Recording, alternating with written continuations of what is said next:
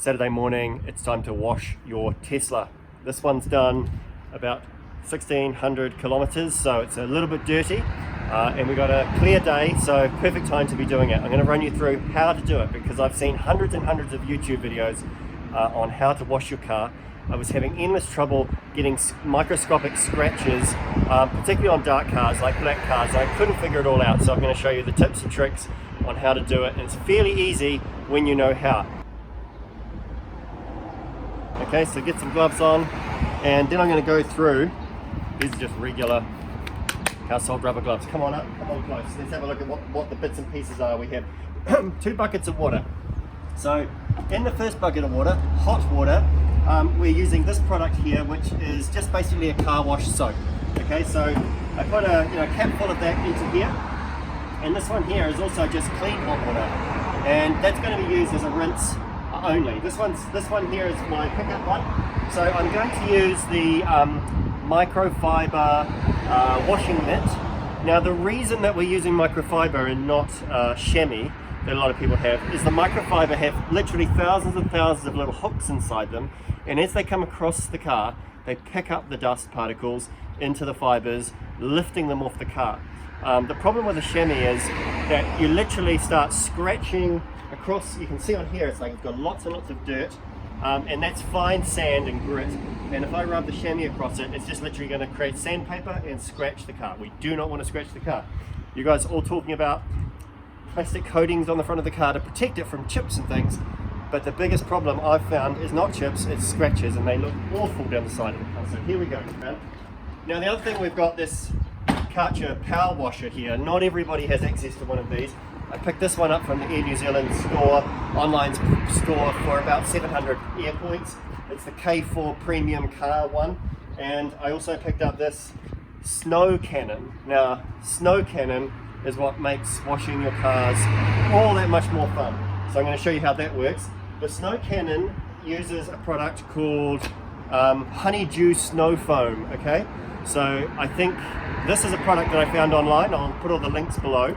You can put a few drops into one of these snow cannons, connect the snow cannon onto the power washer. I think you can get these that actually connect into a regular tap at home as well, and that'll do just as good. So what we're going to do is we're going to now essentially spray the entire car. So if you move right back, Emma, we'll do this part here and you'll get the whole car in.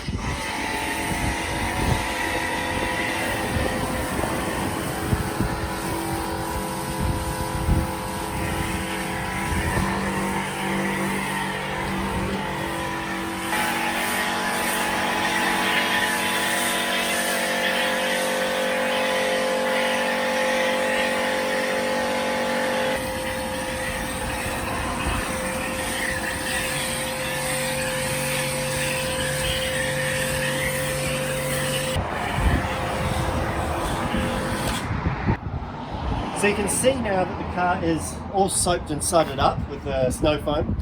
We're just going to leave that now for 10 or 20 minutes, and what it's actually going to do is it's called a touchless wash, and it's essentially going to take all of that dirt, just loosen it off the car and start to let it just drip down.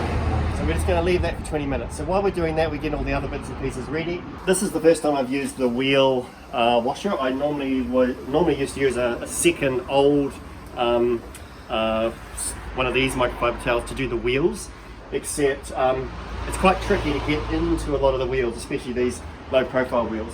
So that's why I'm going to give this a go today. So I'm using a green bucket. It's a different bucket. Now the wheels are a whole different kettle of fish when it comes to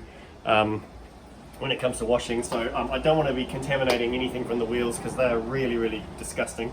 They are the most boring part of the entire car. But you know, you paid all this extra, I suppose, to get these wheels, so you might as well wash them properly. It just takes time to go around them and get them all perfectly clean. These are a lot easier than the ones on my Audi, I must say. And then I'm going to use this guy here to get right into those areas that are actually quite hard to get. And this is the first time I've used this. I have to say, it is actually really easy. It's far less important in terms of scratching the wheels than it is to scratch the car. So let's try and find this thing. There you go. So that seemed quite easy. And I'm just going to use the power washer to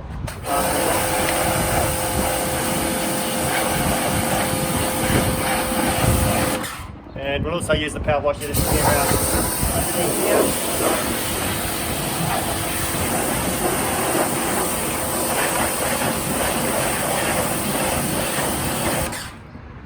That's how you do the wheels, so you do that 4 times.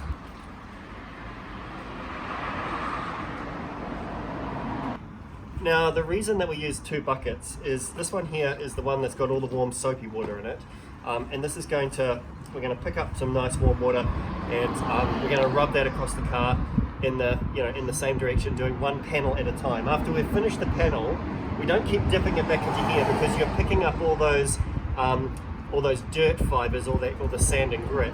So you want to then drop it into the rinse bucket and just rinse all that grit off.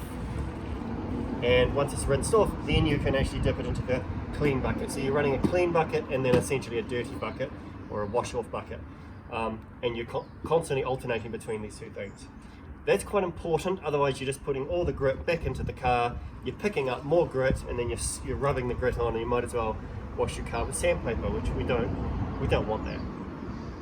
Okay, so it's been about 15 minutes or so, 20 minutes. It's time to take off all those suds. So we're not going to do that with a towel because remember there's lots of dirt and grit. We want to blast it off. That's why we call it a touchless wash.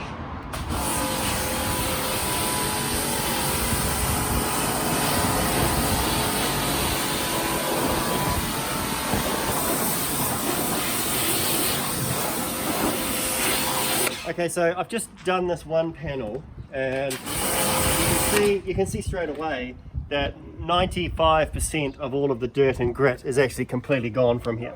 So there's still some, but we're going to be tackling that with the microfiber cloths in a second. So we just go around the rest of the car.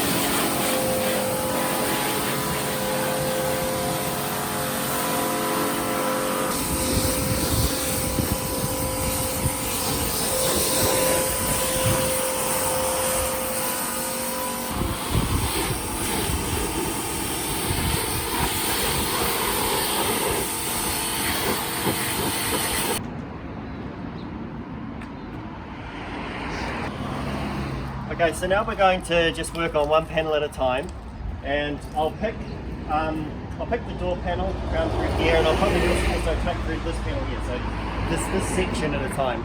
So I'm picking up the clean soapy water, and from the top, I'm just going back and forth. So there's an entire panel up here, so I'm just taking this panel, and I'm just turning this cloth as I go. I'm getting through the windows here, and just going back and forth in the same direction. So we'll take this door panel, back and forth. Now you don't want to be going around and round and round in that sort of agitating motion. You need to go back and forth, and it's literally just picking up the dirt. Now as we get to the bottom, it is dirtier down there, so leave that to last. Otherwise, all you're going to do is pick up grit from down there. So once you've done a little bit of that, you want to put it into the clean water, the clean rinse water, and just rinse any grit off. And then back into the warm, pick up some more, and then back and forth.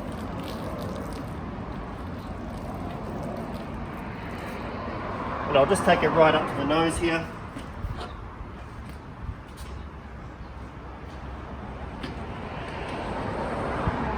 So you'll notice actually, so I've just actually gone through and picked up down the bottom. You can see there's dirt that I've picked up from down on the bottom skirt there.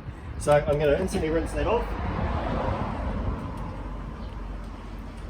And that's why you want to rinse it and then pick up clean again and then get back on. Otherwise you're just rubbing that dirt into the paint and it's like sandpaper. But sandpaper's not good.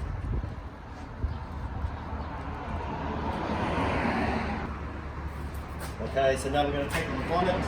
Same thing, I'm just going back and forth in the same direction, not round and round. So if there are any scratches, they become kind of even and they don't look anywhere near as bad. But I mean, you will always get scratches whenever you touch the car. I mean, ideally, you never ever touch the paint. Ideally.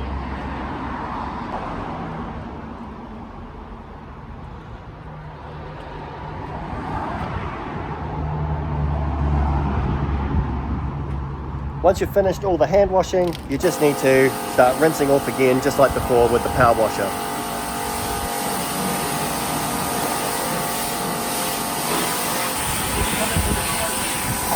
You can get into the doors, don't be afraid.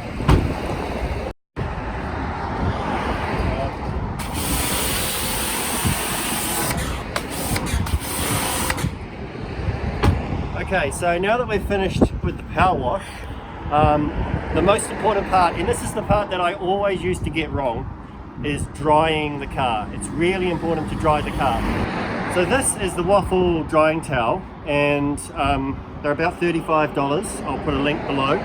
The difference between the drying towel and any other microfiber towel is it is specifically designed for drying. It's for absorbing all the water. So that's really important. Okay, so we're just going to spread it out, and we're just literally picking up and moving the towel back and forth across the bonnet and picking up all of those water drops. Okay, so we're not pushing particularly hard or anything, we're just letting it do the work, like a giant paper towel I suppose, and it's picking up all the droplets. It's really important to dry the car. It does take off the sort of the imperfections in the water and whatever I guess there's minerals in the water that are going to otherwise rest on the car, which is not good.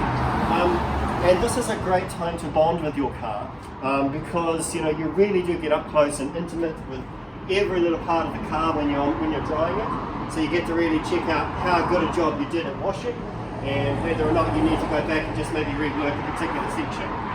So we're just going to go over the whole car now with this. Okay.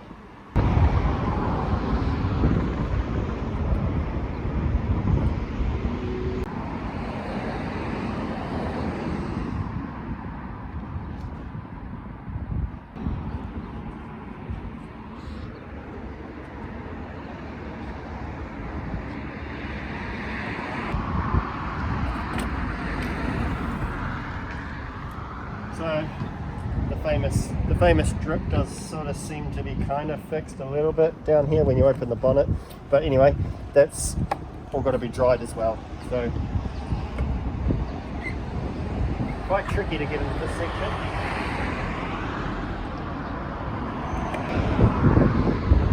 And again, most definitely do not use a chamois. Do not use a chamois. Throw those chamois out. They are no good for nothing.